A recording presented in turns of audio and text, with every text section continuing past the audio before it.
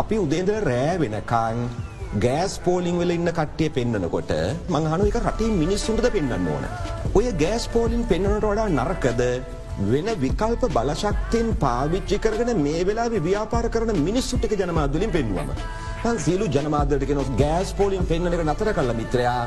වෙන විකල්ප බලශක්තියෙන් පාවිච්චි කරලා මේ වෙලාවේ මිනිස්සු වැඩ කරන ටික පෙන්වන්න පටන් ගන්නවා. ඔයාලා උදේ ඉඳලා රෑ වෙනකම් පෙන්වන උද්ඝෝෂණ කරන අපිට පොර දියව් කියලා කෑ ගහන මිනිස්සු ඊළඟට ඈත හද්ද පිටිසරින්න මගේ අහිංසක ගොවි තාත්තක් අර කෑන් එක උස්සගෙන ඇවිල්ලා පොළවේ ගහලා පෙන්නන මොකද මිනිස්සු ආසයි මාධ්‍යවලින් තමගේ මූණ පෙන්නන්නේ පොරවල් වෙන්න.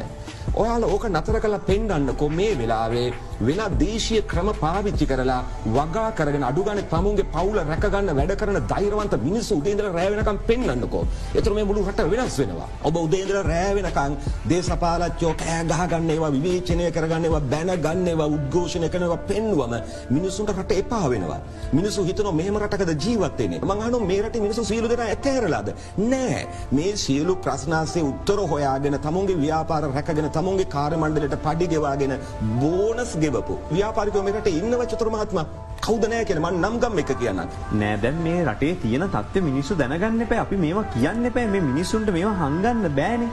අපි රිපෝට් කරන්නම් ඕගොල්ලෝ තීරණය කරන්න කියලා කරලා අපි රිපෝට් කරනවා මේක. මම මේක වෛද්‍ය විද්‍යාවෙන් අහන්නම්. යම් කිසි රෝගියෙකුට බරපතල රෝගයක් තියෙනවා එයා තම සතියකට වඩා ජීවත් වෙන්නේ නැහැ. වෛද්‍යයා මේක කියන්නේ රෝගියාටද රෝගියාගේ බාරකරුවන්ටද? රෝගියාට කිව්වොත් මොකද්ද වෙන්නේ? රෝගියා ඊට කලින් ජීවිතය අතාරිනවා. මගේ අදහස ලංකාවේ කොරෝනා වලට මිනිස්සු බය කරපු ප්‍රමාණයයි පෙන්නපු ප්‍රමාණයයි වැඩි. චන්ද්‍රපතිපල දෙනවා වගේ පැයෙන් පැය බ්‍රේකින් නිවුස් ගහ මේක පෙන්වන්න පටන් ගත්තා. ඔබ දන්නවද මනෝවිද්‍යාවේ ඔප්පු කරලා තියෙනවා මරණානුපාතය වැඩි වෙනවා. සියදිවි හානි කර ගැනීම වාර්තා කරාම ක්‍රමයක් එක්ක එතනින් එහාට හානි කර ගැනීමේ ප්‍රවණතාවය වැඩි වෙනවා. ඒකට කියන ආකෘතිගත වීම කියලා.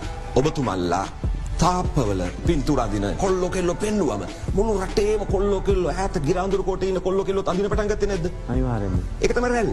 අර පුරන් කුඹුරු අස්වදන තරුණයෝ ටික තව දුරටත් පෙන්නගෙන ගියා නම් මේ රටේ හැම කුඹුරක්ම අස්වදනවා. ඒක තමයි රැල්ල.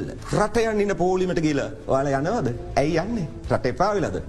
කියලාම ඇහුවම අර කොල්ලෝ වෙන මොනවා කියන්නද? ඒතකොට ඉන්නේ උන්ටත් හිතනවා මේක ඉඳලා වැඩක් නෑ යන්න තමයි ඕනේ. කාටද මයික් එක අල්ලන්නේ? ඒක ප්‍රධාන මාධ්‍ය ජාලේ පෙන්වන්න ඕනද? ඒක රටේ හැම මිනිස්සෙක්ම දැනගන්න ඕනද? දැන් හරි මාධ්‍ය නිදහස සේරම පෙන්වලා දැන් කරලා තියෙනනේ මොකද්ද කරලා තියෙන්නේ කියන කොහොමද? බංකොලොත් වෙච්ච රටක් තියෙන්නේ. අපි අතීතයට යමුකෝ. ඉස්සර උදෑසන රේඩියෝ එක රූපවාහිනිය දැන් මම මොනවද ඇහුනේ? මේ අවදිවන්න දීප්තිමත් දිනක උදා වෙලා තියෙනකොට හිතන්නකො නිකන් එන ඇඟි. සින්දු. දැන් උදේ පාන්දර ඇහෙන්න මොනවද? හදිසියනතුරකින් මෙච්චර මලා කියලා මැරිච්ච විදියක් පෙන්නනවා. ගෑස් පෝලිං ටික පෙන්නනවා. උද්ඝෝෂණ ටික පෙන්නනවා.